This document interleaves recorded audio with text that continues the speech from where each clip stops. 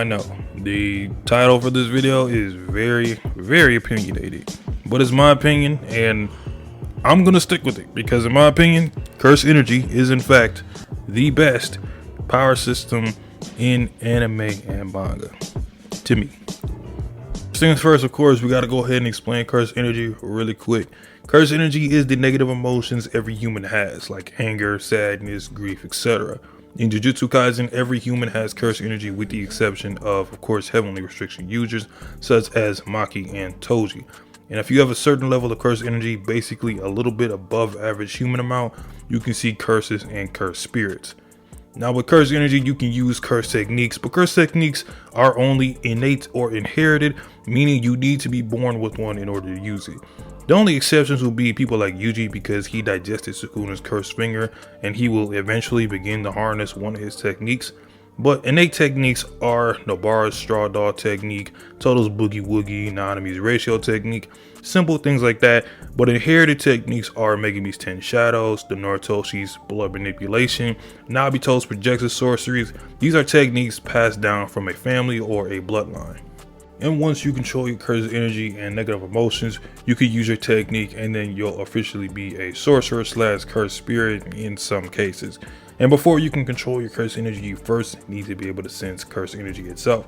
Once you're able to do that, you can start to control it. Controlling your curse energy for most sorcerers takes great focus and concentration. Elite sorcerers, it becomes second nature to them, like Gojo, Toto, and others. Stated by Toto, you can tell who is elite and who is average by their punches. Most sorcerers, you can feel their curse energy flow and know, oh, he's gonna throw a left punch. Elite sorcerers is hard to read because their curse energy flows and distributes throughout their whole body. And also some sorcerers have special traits to their curse energy, like Kashimo, who has an electric trait to him, so hitting him or getting hit by him with his curse energy leaves you with a very powerful shock effect. And curse spirits are created from curse energy that leaks from humans because the average human can't control curse energy. I have a video dedicated to curse spirits in the top right, go ahead and click that if you're interested. Now that we got the gist of curse energy out the way, let's get into the fun shit and why I love this system so much. Curse energy is so cool and unique to me because curse energy can really affect a person's mental state. Mentality is everything with this power system. After all, you are harnessing all of the negative emotions you feel and using them to attack cursed spirits or evil sorcerers that want to kill you or do pretty significant harm, to say the least. Take a look at some of the strongest sorcerers in the series. Gojo, a man who is very cheery and a laid-back demeanor, but a lot of that behind it is malice and regret. And holding the title of the strongest eventually led to Gojo being somewhat of a loner in the sense that there is no one he can really relate to on what he's going through as well. And his mentality towards strength was just viewed in a very different light. Now we got someone like Geto Suguru who has a resentment towards the way sorcerers were used in the constant cycle of exercising spirits with little change because humans were always leaking cursed energy, leading to more cursed spirits. In Volume 0, he's very powerful and charismatic and racist, yet he's trying to eliminate non-sorcerers for a better world in his eyes. And I have to use Sukuna as someone who is the pinnacle of what curse energy is to me. The reason he's so strong is because he disregards all and shows overwhelming aggression to anyone who opposes him. He's a true calamity, and it is a perfect example of this in Shibuya. When the Curse family in Kenjaku had the perfect plan of using the civilians as a way of preventing Gojo from using his curse techniques and domain because they knew Gojo wouldn't hurt or kill other civilians to get to a curse, Sukuna on the other hand in Shibuya wiped out nearly half a city to try to kill Maharaga. Because sometimes you have to be selfish instead of selfless in order to be stronger and in order to save others in trouble. But risk can come of that, and it all depends on how you are going to deal with it or work around it. Now for battle, curse energy provides us the reader to pretty much witness Gege write any type of fight he really wants to put out. You can have your strategic battles like Megami vs Reggie, a battle of endurance like Kashimo vs Akari, spectacles like Gojo vs Toji, where anomalies in the verse just go at each other in unreal ways, one-sided beatdowns like Gojo vs Jogo. You even get a goddamn Gundam fight like Mechamaru vs Mahito.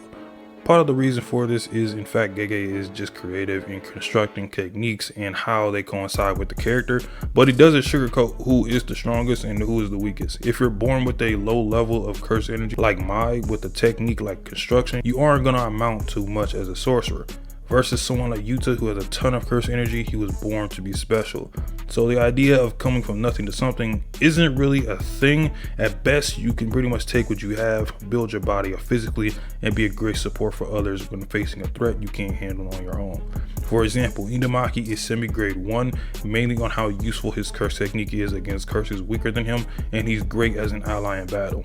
But because of the drawbacks of his technique, Inamaki would never be stronger than that. Even the aspect of healing is viewed as a feat in this series because the reverse curse technique is very difficult to achieve, and not only can you heal, but your perception of curse energy increases as well. Sorcerers who have this are automatically useful and important. Domain expansion and maximum techniques I'll touch on in future videos, but the thing I love about both of them is that they are final move style techniques to their core. When you flip the page and see someone using them, it's always hype and feels like a moment because only certain people are capable of doing these ultimate techniques. And the last thing I want to touch on is Black Flash. Everything about this state of curse energy is so cool to me because being so focused and concentrated on the opponent or target that you lose sight of everything around you is raw as hell. Your curse energy is blessed with the flashes of black, and every move you strike from then on, it's like a critical hit. It's always sick as hell to see it whenever we do see this.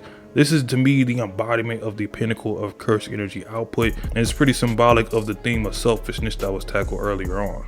I didn't want to make this video too long because I can go on tangents for this, but as the basis of curse energy itself goes, this is why it's my favorite power system as of right now that I've ever read in a series. Also, comment down below anything regarding curse energy and curse techniques you'd be interested in seeing me explain and talk about. So if you enjoy that type of stuff, hit the subscribe button and leave a like. I'll let y'all in the next one. Peace.